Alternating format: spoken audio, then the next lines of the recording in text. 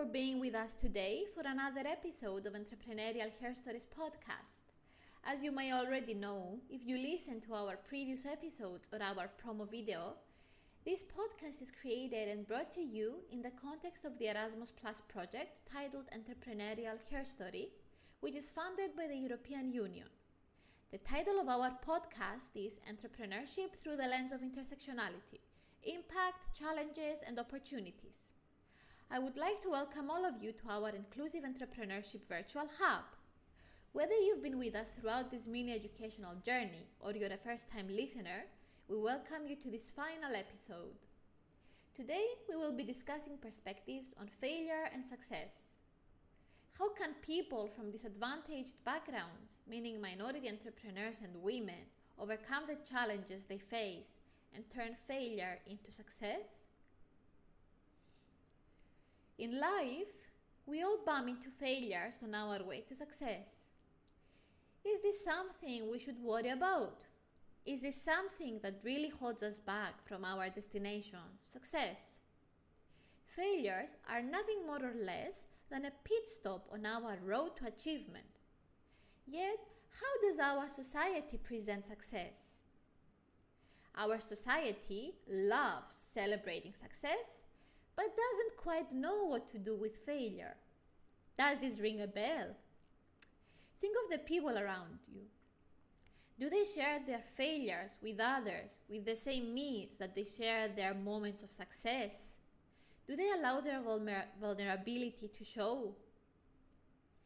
Yet failure, when combined with motivation and good leadership, can actually be the secret ingredient for long-term success.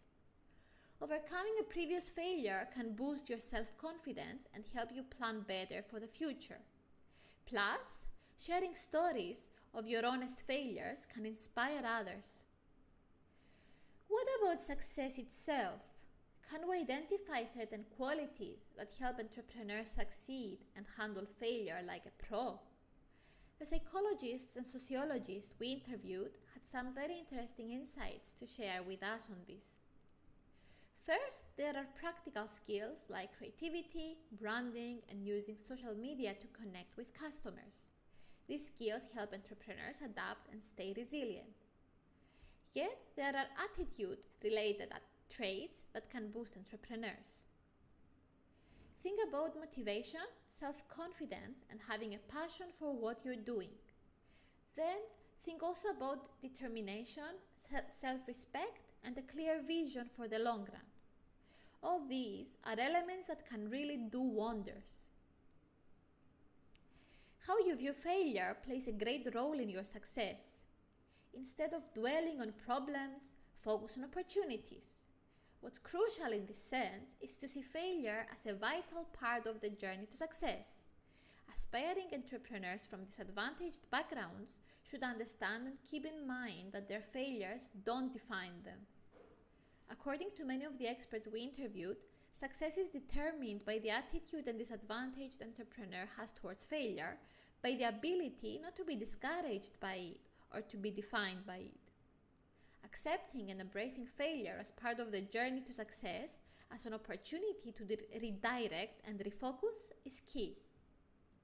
To quote one of our entrepreneurs we interviewed, "You should not start with, 'But how will I make it?' but with, 'Why would I not make it?' When I think positively, what I see is opportunities, whereas when I think negatively, what I see is problems, which does not help in succeeding in the world of entrepreneurship." End quote. Of course, we do realize that, for women entrepreneurs, the path may be a bit tougher, but attitude-related traits like perseverance and self-confidence are important. After all, this is what our first episode in this series has been all about, and this is one of the major issues our project tries to shed light on. Now here's the thing that many will agree matters the most. Hey, you don't have to go it alone. Minority and women entrepreneurs can reap the greatest benefits by building a strong team or a network of supporters and fellow entrepreneurs. Trust me, this move can really make all the difference in the world. Surely, you might think, this is perhaps easier said than done, especially if a person is starting their business when they are in a disadvantaged position socially. But remember, every step forward is still great progress, and every failure is just a stepping stone to success. This might sound like a detrimental statement to say, but trust me, when it comes to minority entrepreneurship or women in business, these are very important words of comfort and empowerment. Let's talk about something we all encounter in life: failure.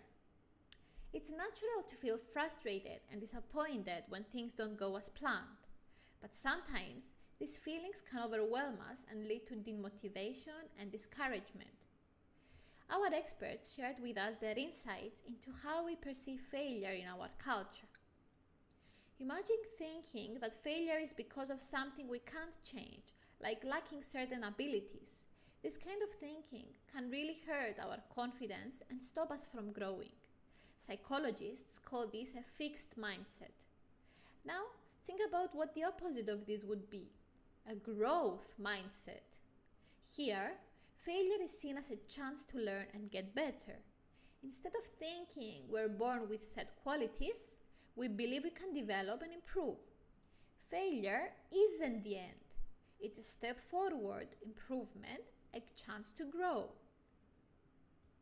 In entrepreneurship, where innovation and resilience matter, a growth mindset can be a game changer. It means embracing failure as part of the journey and using it to improve.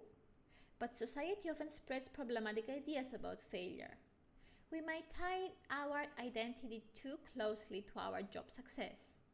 One of the experts we interviewed brought her own example of how she had dealt with failure when she first moved to the country she lives now. Here's how she put it, and I quote her. "I first moved to do a voluntary project. Obviously, I could not speak the language, so I could not do my job. I entered an identity crisis because my self-identity was strictly related to my profession. Equating oneself to results is wrong because people are much more than that." End quote. When our success falters, all of a sudden we feel lost. But as our expert has just kindly reminded us, we're more than just our jobs. To really learn from failure, we need a culture that encourages analyzing what went wrong instead of blaming or feeling guilty. This process should help us grow without hurting our self-esteem. Now, when it comes to dealing with failure, it's important to remember that not everyone handles it the same way. And for some, like women in entrepreneurship, it can be especially tough, as we have extensively discussed in previous episodes. From the outside, the business world often seems like a boys' club, which means women often face stereotypes and doubt. They might not always get the trust and opportunities they deserve. This kind of thinking is based on cultural beliefs, but many of the experts we interviewed believe that there aren't really any significant differences between how men and women view and experience failure. They think that it's more about how much control we feel we have over a situation. According to them, if we believe we can control things, we're more likely to trust our abilities and perform well. Internally, women might struggle with their self-image and self-esteem in this kind of environment. The business world tends to value qualities traditionally seen as masculine, like being in charge and having a lot of expertise. This can make women feel like they don't quite fit in. Women can also be really hard on themselves, trying to be perfect and critical of their own abilities. This often leads to negative emotions and feeling like they're not good enough, which can make them hesitate to take action. Both external and internal pressures can hold women back in their entrepreneurial journey. So, how can women navigate this challenging landscape? Some of the experts the consortium has interviewed suggest that while a bit of pressure can be motivating, too much of it, especially when it's tied to gender, can be harmful. It's crucial to be aware of the biases and stereotypes in society that can affect how women see themselves and their performance. Instead of taking failure as a sign of their lack of abilities, women can treat it as a chance to learn and grow. In a nutshell, facing failure means recognizing that different people face different challenges. For women in entrepreneurship, it's about being mindful of the pressures, challenging stereotypes, and seeing failure as an opportunity for growth. With the right mindset, women can overcome these hurdles and succeed in the business world. As we have stressed before, navigating the demanding world of enterprise can be tough for anyone, especially for women and minority groups. But there are some tricks that can help people and aspiring entrepreneurs from all backgrounds to overcome challenges and change the way they think about the very concepts of success and failure. We are sharing with you here the advice shared with us by expert psychologists interviewed. The first step for getting there is to create both your self-awareness and the trends in your specific business field. Learning about your field and understanding your strengths and weaknesses can boost your confidence.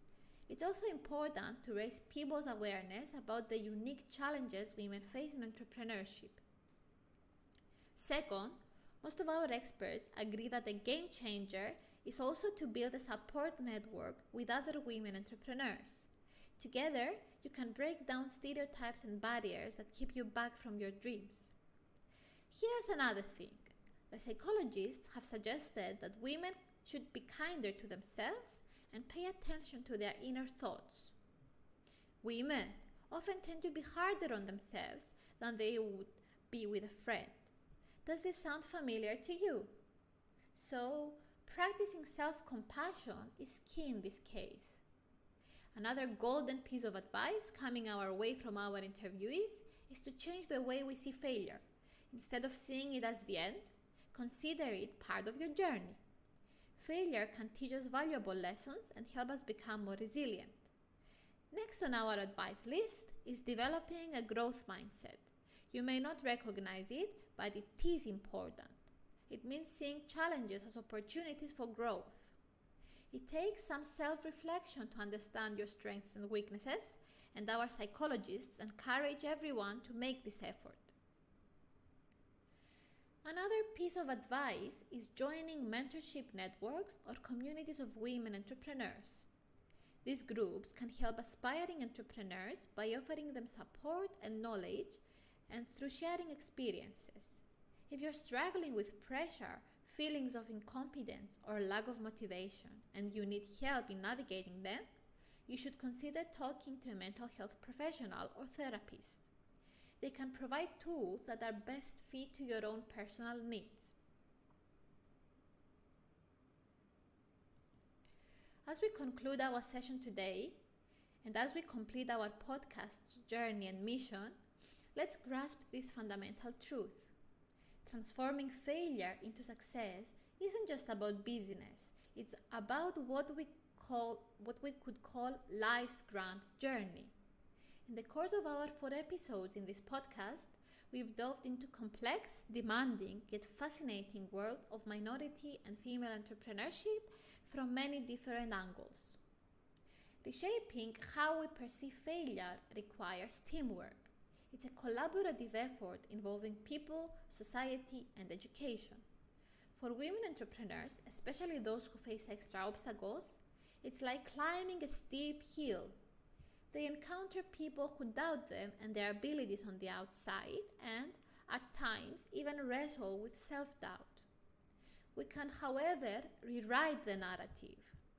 By fostering a culture that celebrates inclusivity, resilience, and growth, and by offering personalized support to all aspiring entrepreneurs who need it, we can create an environment where failure isn't a roadblock but a stepping stone. Success and failure are actually the beating heart of entrepreneurship. They remind us that persistence, adaptability, and a growth mindset are the keys to unlocking innovation and progress. And of course, we should always keep intersectionality as our most valuable guide. Let's all now embrace intersectionality in entrepreneurship and the invaluable lessons that failure offers us. Let's embrace those failures because if we see the wider picture, They are actually the building blocks of our success stories.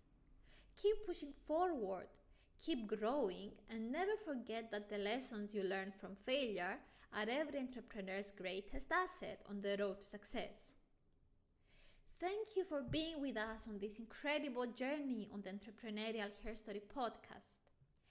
Thank you for your time, patience, and engagement with what our project's first output has brought to life.